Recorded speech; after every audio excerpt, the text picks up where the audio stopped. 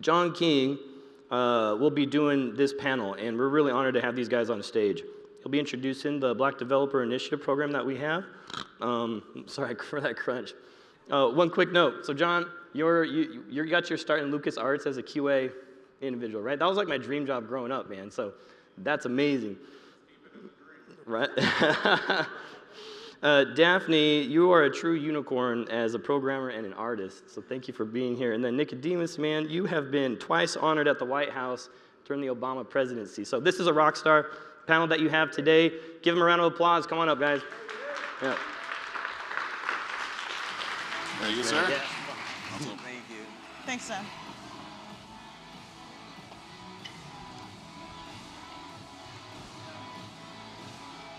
Yeah. All right, is this thing on? All right, good. I always have to check. Well, thank you everybody for coming to this conversation with the dev, as I was introduced by Joe. I'm John King. I'm a senior producer here at Niantic with the external publishing team, and I specifically work with the Black Developer Initiative. It's a program that was founded, for those who don't know, in 2020 during the, really the start of the Black Lives Matter movement. Our commitment is to fund concepts from Black developers that are interested in the AR and geospace. So I thought it'd be great, since we were having this first summit, to have a conversation with a couple of devs that we're working with. And so I want them to introduce themselves first. So Daphne, please introduce yourself to the crowd. Cool.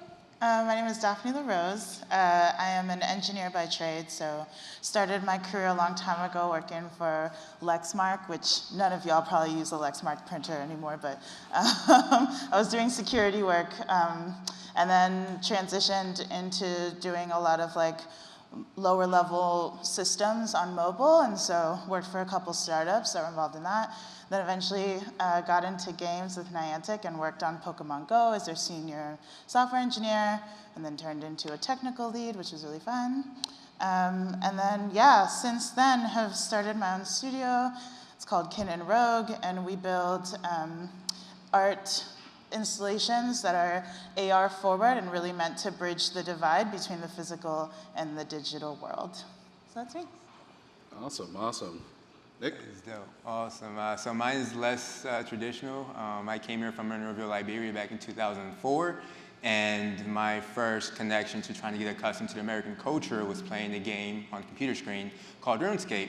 Coincidentally, that was how I made my first friend, who coincidentally happened to live around the corner from me, and that made me realize the barriers games and gaming could break as somebody who was new to a new country, figuring things out. So fast forward, interested in games, focused on impact, with the vision of reimagining diversity and inclusion in the games and animation industry.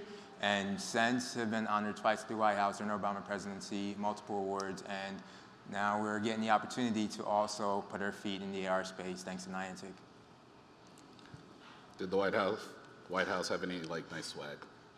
Swag. I got kisses. They had like a box with Obama stamp and kiss wraps. So That's that was the cool. swag. Yeah, I mean it's something you could eat out of one of like a White House hoodie or something like that. I didn't need it. I was keeping it for presentation. It was nice. Oh, okay. You still don't have it, right? No. I All lost it. Wow. Cool. So both Daphne and Nicodemus are going through our cohort program right now. Nicodemus was in the previous group, and Daphne's actually starting with this upcoming group that we're having. So I wanted to kind of talk a little bit about AR and how you got into that space. So what drew you to AR in the first? Not necessarily Lightship, we'll get to that, no worries, but what drew you to AR as a technology? So I'll be honest. Before Niantic, AR was nothing we thought about or cared about. We were more focused on the experiences people have at home. And then we came to learn about the BDI program and AR in general. And since going through and understanding the value of having the world as your canvas, everything we talk about, okay, how do we make this an AR experience? So it is very unique, and to me, I always see it as something that's going to become the fastest adoption once wearable technology becomes a thing for AR, and I'm excited for what the future looks like in the real world. What about yourself, Daphne? Yeah, I feel like I cheated a little bit because Pokemon Go was really my introduction to AR, not just from a playing perspective, but also from like working with Lightship and actually being able to use the technology.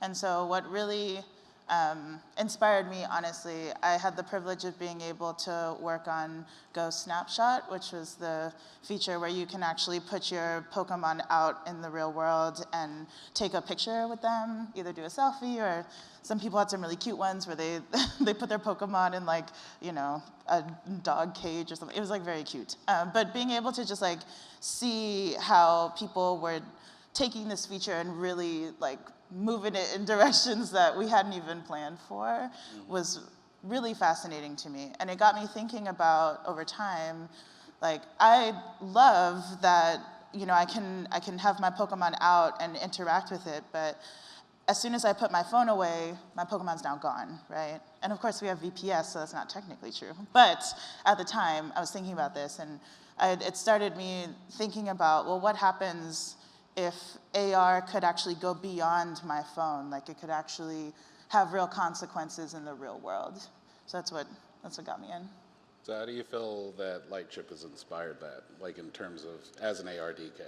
Oh, I mean, in so many ways. When you think about all the different features that it offers, for example, semantic segmentation, right? Like, a lot of the stuff around contextual awareness and being able to, like, take a look at what your device is looking at and being able to actually understand the environment in really complex ways and be able to, as a developer, make decisions off of what's being reported back to you is, I mean, immensely helpful. And now with VPS, that just like takes that even further, because now we have the opportunity for persistent AR. So I can actually create an experience like, you know, in a park near my house, and it doesn't leave when I put my phone away, which is really cool. No, I really dig that. It was when I heard about VPS when I joined Niantic a little more than a year ago. That was the thing that really got me excited, because it just changed the playing field, so to speak. Like, to have that persistent shared experience that could always be there without it going away the minute you turn around was really cool. So, Nicodemus, since you originally said you know, jump button was like AR, we don't know about that, but then all of a sudden you've become an adopter. What are the challenges you find designing with AR in mind? Most definitely. So with AR in mind, one of the current challenges is realizing we don't want, and you don't want people holding up their phones for far too long to enjoy an experience, and having to plan, think, and iterate around that so that whatever experience we do give them for that 30-second to a minute, 3-minute max time frame, they go away wanting to come back after they put their phone down, right? So thinking about that so intentionally is one of the biggest challenges. And then once you try to figure out the technologies to make that more seamless, when you look at loading times, right, going from AR back to non-AR and keeping that experience seamless, it's thought-provoking. So that's, I think, the biggest challenge, but also the most exciting part of AR and solving for. And how has that impacted? You want to talk a little bit about the concept you're working with. How do you feel like that's impacted the design from kind of going through this process? Most definitely. So a tiny piece of what we've been working on and hope to continue working on for a long period with Niantic is Animal Crossing meets Stardew Valley, but outside of your home, right? You can say the name, it's okay. It's called Artisan's Tale, codename Artisan's Tale currently, thank you. And knowing that we want to build an experience that people are used to sitting on their couch and playing, or sitting somewhere and enjoying, but now we want them to step outside of their home to be able to enjoy that experience. We now have a lot of other additional steps that we have to take that other games don't necessarily have to worry about. So having the support of Niantic and its problems they've already solved for through Pokemon Go, Harry Potter, etc., it's tremendous, and it also helps us as developers who are also new to the space learn so much more of the possibilities and how we can recreate different forms of experiences. Cool. So Daphne, what's the challenges? Because Your concept's really cool, flat out. Was blown away when I saw it. I was like, oh, this is something I need to see. Thank you. What are the challenges you're finding with, because you both have physical kind of installation with also a digital medium, and obviously it sounds like you really enjoy that kind of persistent AR, even when it's not there, Yeah. it's still there. What are the challenges you're finding designing with this in mind? Yeah, so one of the biggest challenges for us, which I think is actually a pretty common challenge with AR, is onboarding. So that first time user experience of like, how do you teach the user or the player how to use your technology, right? And especially since AR is already, it's new to us, so that means it's definitely new to them, right? And so like, how do you teach them that, but then also keep that constrained within that time limit, so to speak, so that they're not sitting on their phone this entire time. So that's gone a lot into our design process, and there's actually, even though we're an art installation, there's actually quite a bit of game design that we're incorporating to really think through like, how do we make sure that this experience is fun, engaging, and compelling? And to give like a very high level overview, so our installation is actually a water-based installation, so it'll be using real life water that you can manipulate through your device. And the water impacts the AR and vice versa. And so the message behind it, it is an art piece after all, is that it's actually a very gentle nod towards gentrification. And there's an element of surprise and dynamism where like, depending on the different choices that you make, different outcomes show up. And it reflects basically the kinds of choices we make as a society to, push certain cultures out of certain areas and the consequences that it has. So. Awesome, thank you. I mean, that's the one thing that working through the BDI program that I found was a lot of the designs went beyond just, games.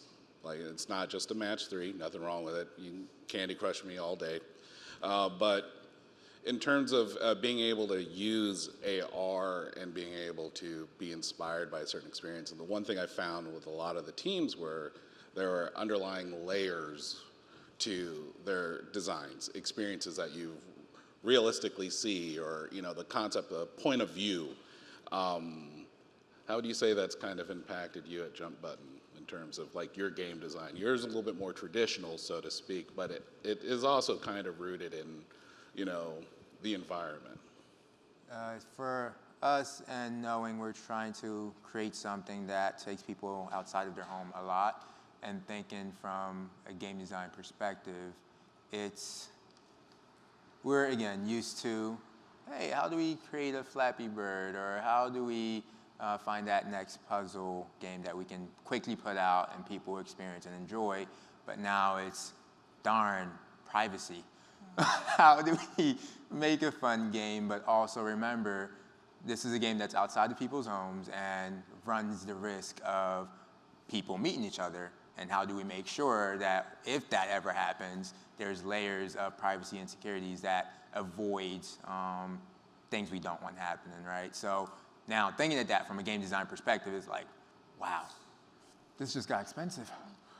So it's very, very interesting, and that's what's like, I think that's at the height of what's changed for us and how we think about things, because normally it's not so strongly on how do we think about the privacy and security of the people who are playing this game. It's how do we make sure to have fun. Yeah. Now it's how do we make sure to have fun and are safe. Yeah. So that's, I think, something, the top new thing that we think about more than we did prior. Awesome. So I noticed that my boss is in the audience, so this is the obligatory. How do you like being a part of the BDI program? And who facilitates it? So BDI, I, again, never thought AR until Niantic gave us this opportunity. And since then, everything is centered around creating experiences that makes the world our canvas. And having a company like Niantic and an amazing producer like John and Kelly as a supporting figure in everything we're trying to do, I recently learned they've been supporting a lot of diverse faces, and you don't see headlines about it. And I'm like, huh? Because there's all these headlines about companies who are committing things, and you're still waiting to see what they're doing, but Niantic is actively pushing the boundaries that exist and not aiming for headlines. And that really, like having somebody like that to support us is a different level of authenticity that I enjoy, and it's amazing. And recommend it to any developers considering. How about you, Daphne? Can you repeat the question? I loved his answer, so I got really wrapped up in it. Oh, me too. I forgot my question. No, how do you feel about being in the BDI program? You have actually kind of interesting viewpoint with it, seeing the nucleus and then being able to join a little bit later. But like, how do you feel about the BDI program and potentially the person you'll be working with, me?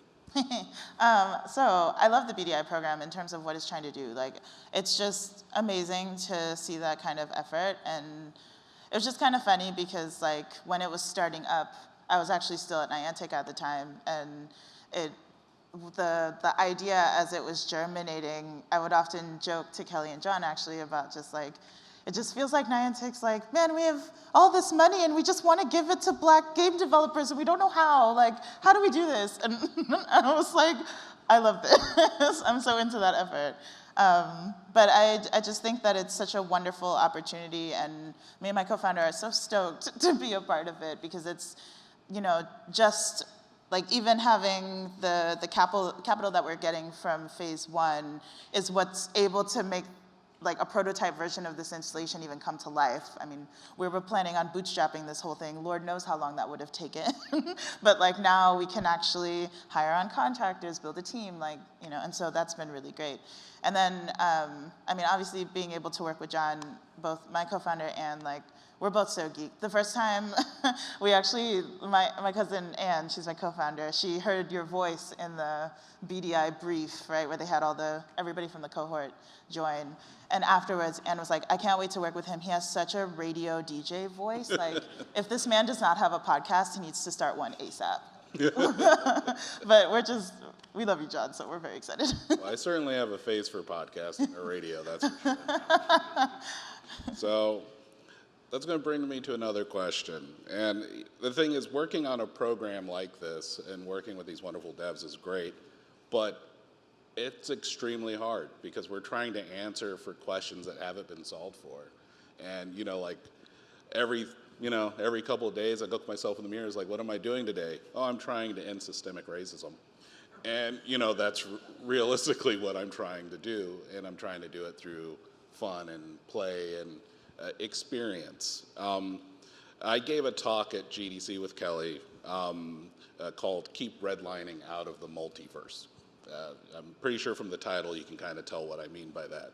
And one of the statistics that really stuck out to me was in 2019, you know, it was about 82% of the industry identified as white, 7% was like Asian and Latino, and then 2% was Black and or. If we were to go back to 2014, the first time they ran that, it's the same statistic. It has not changed, and that is what we are trying to do here at Niantic, is seed our world, our AR, with devs of a multitude of experiences and things like that. That being said, it's now 2022. As both of you as Black developers, do you feel like you're getting what you need? You can think about it from the program, you can think about it from your experiences, however you'd like to answer that. Nicodemus? So, going back to the stats that John shared, we know at least around 80% of Black people consume content in the games industry, and 50-something% are more likely to have consoles in their home and or devices centered around games. Understanding that and realizing kids everywhere are playing Roblox, other games that gives them a sandbox to create their own form of play, experiencing game design and what it means to think critically without realizing this is an actual experience and something they can take out of the game and create a job from, right? Trying to make sure more diverse faces understand what you're doing right now and playing is something that translates to something you can be paid for, and making sure they see that, understand that, and know that. And currently, I don't think a lot of companies are actively trying to make sure that is understood, such as Niantic, right? And I think there's a lot more work to be done. But we are fortunate enough to have wanted to step outside of our comfort zone and get our hands a bit dirty and get very actively involved in changing that landscape. So I'm excited for what the future looks like, and I feel it's definitely, in the next 2 years, going to look a lot different. But right now, I think there's still a lot more work to be done, and Niantic is one of the companies I can confidently stand behind in changing the landscape. Will you tell them why you founded Jump Button Studio and how old you were, if you're willing to share that? Most definitely. So back, I started this in 9th grade. The journey started in 9th grade, and it was after sending applications to intern. Once again, I came here, saw what games can do, breaking boundaries, and made my first friend. So 9th grade came, I heard a lot of horror stories about college and debt, and I wanted to validate this is what I want to do for a career, and tried interning at big companies who all quickly reminded me, you have to be in college first. And I was like, oh, and didn't want to wait till college, so that's how we started. At first, we were doing games, apps, animations, not thinking from a business mindset, but over time, quickly understood and learned the gap that existed, the tables that we sat at, and being high school kids sitting at a table that didn't look like us, it was very frustrating, but also an experience that was necessary. And therefore, we're like, okay, we're going to jump. We're going to figure out what we can do to fix this gap and how we can make sure the next person is as enabled and have all the access they need to have it a bit easier than we are having it since 9th grade was like 2011-ish. It is now 2022, and we have not raised an investment yet, but we've bootstrapped to 1.4 million plus in revenue. So that is the type of struggle we've had to go through, and not many companies like us make it that far. Yeah, let's put some applause on that CD. Come on, let's go. How about yourself, Daphne? Well, first of all, that's amazing. Right? That's super amazing. Yeah, I mean, it's a tough question, John. Oh, I know. That's why you asked it. That's why I asked it. But honestly, a lot is being done, but there's just so much more room for improvement. One thing that's been really encouraging to see is that even in now BDI is in its second year run, right? And like I've already, having followed the program through the first year, like I'm already seeing all of the changes that were made between the 2 years, and like y'all's team are just really focused on iterating and trying to make this the best experience you really can, which I genuinely appreciate. I wish that other companies approached it with that level of thoughtfulness. And even still, I know that like there's still plenty of challenges within that y'all are battling all the time. And I think that the hardest thing for me and that I've seen for other devs is really just not just access to resources, because the resources are out there, but I wish more was done to make sure that the onus wasn't always on us to go out and find all of that stuff, right? Like, obviously there's a level of personal accountability. That's part of our job. We have to be out there, we need to be hunting, et cetera. But like, I've noticed that the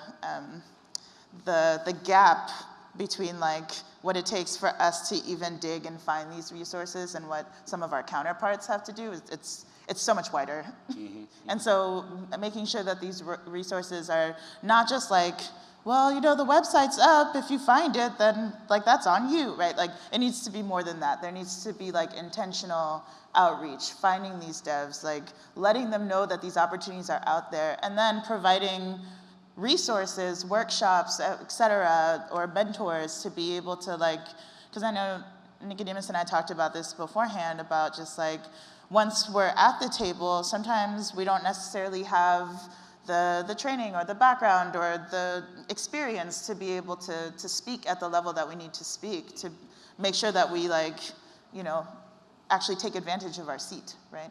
And so making sure that we have all of those resources provided to us and that people are actively looking for us and giving us that like helping hand up. And to definitely touch on that as well, when you look at the team pages for a lot of teams, right, I think it's important that if you're expecting diverse faces to visit your website or try to be a hire for you, when they visit your team page, they can feel included, right? So if they visit your team page and don't see that level of inclusion, more likely they're gonna be, okay, this is probably not where I wanna be, yeah. Or this is not a hub for me. So it's very crucial that people are intentional about the teams they're showing across their pages as well. Yeah, agreed. Awesome. Thank you for answering that tough question. I'm now going to take those answers, and those are going to be my responses when I'm asked them. Yeah. So I'm going to lighten the mood a little bit, and I want to see, I don't know if we have mics set up, but if anyone have any questions, I do want to leave a little time for that, about 5 minutes or so. What's your favorite ice cream? Ooh, milk and cookies from Ben & Jerry. I fell in love with that within the last year. And Ben and Jerry, if you're watching this, I want to work with you. It is amazing. I'll talk to Ben or Jerry for you. How about yourself, Daphne? Or gelato, no judgment. No, first of all, you should like pitch an AR experience to Ben and Jerry, then you're in, you know what I mean? Yeah, I'm thinking about But you it. can get like a Nicodemus ice cream. For me, I oscillate between different ones. So at the moment, I'm a mango sorbet kind of girl. I got some mango mochi at home that I'm really enjoying. But I also, when I'm in more of a dairy mood, I like me some cookies and cream. Just depends on the day. All right. Yeah. Since no one will ask me, it's vanilla. What? Keep it simple. John, you're so much more interesting than that. Believe it or not, I'm not. It's simple. Like the most like flavorful will go is French vanilla. What? It's just like Not even a hazelnut? Like, no, not just give that. Little specks, it's good. At least All right. you know you don't have to spend a pretty penny to make it Exactly, happen. you can find Right. it anywhere. The problem is like when you find a bad vanilla, it's a bad vanilla, and there's no saving it. And I don't want no chocolate sauce on it because that's too much flavor. what? I know. I just feel like I learned so much about you right now. Like, I don't know. I mean, we have a long conversation. Okay, so we have some time for questions if anyone has it. I don't know if I think we'll have a mic set up at the center if you want to do that. If not, we'll just creepily stare at you for the last 4 minutes or so. Uh-oh. ooh, the brave first person. Yeah. As a Brown developer, what you're saying speaks to me a lot. As a freshman, I was given a full ride to Stanford, and I was like, this poor school doesn't even, like, it's so bad of a school, it's giving me a free ride. And so I didn't even apply, because no one told me what Stanford was. I knew, like, Harvard, I knew Yale, but Stanford, like, who the heck are these people? Fast forward, like, a couple of decades, and I was just here in the city, and I was walking out of the BART station, and some little gangster tried to snatch my phone, but I was holding it. And he went running off, and I was like, oh, no, you did it. And all of his little homie friends were cracking up, and I was like, what are you guys doing? Like I'm a developer. People will give you phones for free. Like, you ain't got to steal them, but you just got to become a developer. And they're like, nah, man, we can't do that. And, like, it sat with me forever. Like, I don't know what to do. Like, how, like, I have another Brown developer. I have an Asian designer. We're looking to hire like a female CEO. Like help me. Like, how do I help these black developers that are there that can become developers? Like, how do we help them? How do we help people like me who don't have a lot of money like my aunt did? Just me and 3 guys. But how can we find that? Where should we go? What should we do? Like, I want to go out and find them. I don't want them to have to come find me. For sure. Oh, I have so many thoughts on this. So, like, one of my favorite things to do in my spare time is mentor junior engineers. And, like, for me, I realize that when it comes to recruiting and hiring, it is super about the long game, which is why there's so few of us in the field, or it's one of the many reasons, right? It's because, like, no one's really interested in playing the long game, right? They want somebody and they want them now. They want someone who's senior and they want them now. It'd be great if they were, like, female URM, but, oh no, that we don't have those, right? Because they don't want to play the long game. And so for me, like, throughout my whole career and even now, I think I'm rotating between, like, 4 different mentees at the moment. But, like, it's really about building that relationship, and I help them with anything from, you know, code reviews when they're about to go do like an interviewing cycle, or like they're working on a mini project, all the way to just helping. Honestly, a lot of my work is just helping build their confidence, right? Because, like, they don't see themselves as being able to be in those roles, and they feel like they're lucky that they even got to where they are now. And I have to continuously remind them, like, no, like, you know your ish, you're here for a reason, I see something in you, like, you are amazing, you're gonna be great, and, like, you can do this. And even if you feel like you have weaknesses in XYZ, like, those aren't things that should limit you from going further. And I've already seen, even in the last year, some progress with them of just there's a complete difference in how they approach interviewing and how they show up for themselves, the kind of offers that they're getting. They're building that confidence, and I think it takes someone, often someone who's been in the industry who has credibility in that sense, right? To be able to, I see something in you, you're awesome, because I needed that, and I was lucky enough to get that. And so I'm trying to pass it back, and I think for you that would be my advice to you. If you're not doing it yet already, you might be. But just continue cultivating those relationships. It's gonna take a while. And making bets as well. That's early true. bets. That's one Niantic made with us, and I'd like to imagine we haven't let them down yet, and don't plan to. So definitely make early bets, even if it seems like they're not ready. Awesome. And come find me after this. We can talk a little bit more about it too. Last question. We're going to get in before we hit 30, so. Hey everybody, super excited about the BDI program and what Niantic is doing. But curious to know, and this is more for you, John, in a perfect world, where do you see the program in the next 5 years? What's the overarching vision? Oh, awesome. So I tend to think long game for the most part, and try to plant seeds and do foundations. A lot of the devs I've worked with are going to work with are in the audience right now. And I firmly 100 believe in the Kobayashi Maru from Star Trek. It's the unwinnable scenario that Kirk cheats and does that. So that's my plan, is just to sit there and grow the program from this initial strain of helping these devs to be able to get further and further into areas where people who look like us can realize you can be in this space, which means we have to get earlier and earlier, younger and younger, teaching them that this is a viable option. This is a growth opportunity, that you shouldn't be looking for anything. Look, I tell this story. I was in middle school, and I literally had a teacher say, do you know how to dance? Do you know how to sing? Can you play sports? Because that's the only way you're going to get out of here. All right? That's what a teacher told me. That was his perspective, the only way that I was going to get out of a rough situation. And I was like, no. I never thought I'd be in the tech space. I came into it by happenstance. A friend of mine was just like, hey, you like video games, work in video games. And that, I guess, makes sense. But that's how I got started. But the whole thing was I always knew I wanted to do more. I wanted to take my love of comic books and all this stuff and be able to share it and be creative with it.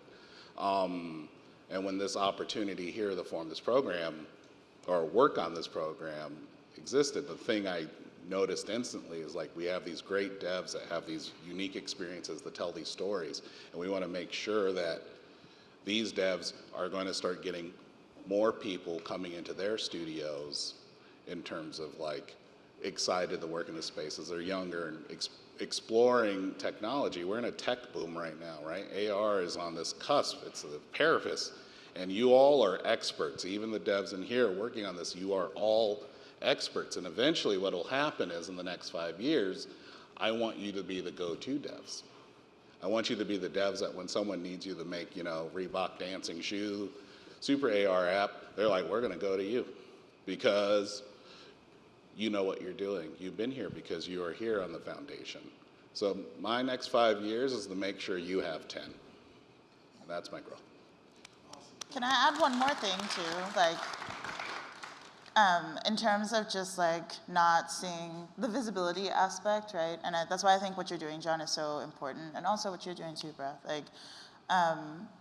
I do what you will with quotes off of social media, but I saw a really relevant quote on Pinterest yesterday that said something to the effect of if you get nervous when you're pushing yourself out of your comfort zone, remind yourself that it's only because it's unfamiliar, not because you're incapable.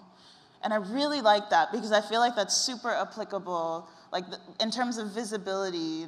I was lucky enough to have examples of engineers in my life that showed me that it was even something within my realm that I could actually pursue and that people like me pursued. But it taught me that I am inherently capable, right?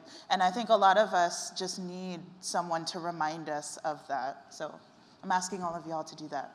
There you go. And with that, we're like way over time. Yeah, yeah. So apologies. Thank you all. Thank you, Daphne. Thank you, Nicodemus. Yeah.